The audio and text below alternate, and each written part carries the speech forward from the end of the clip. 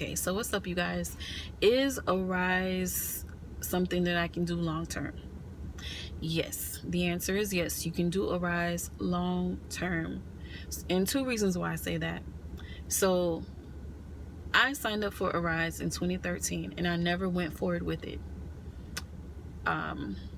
It is 2019, and Arise is still going strong. They're actually getting better. They have an app that they're working on and that they're getting ready to release, and it's just getting better. Another reason why I say doing Arise, you can do that for a long time, is some of the people that I've encountered that work with Arise. Like, I spoke with a man that works with Arise, and he said he's been doing it for 7 years.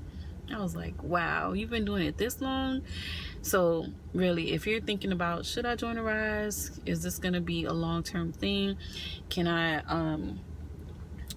depend on Arise being still around for me? Yes, you can. You have nothing to lose. You can work from home. You already have a job. Or if you don't have a job, you can work from home. You can schedule your own time. You can work around your schedule. You can pick the days that you want to work. And you can help other people if you decide to be an IBO. So what are you waiting for? Go ahead and sign up.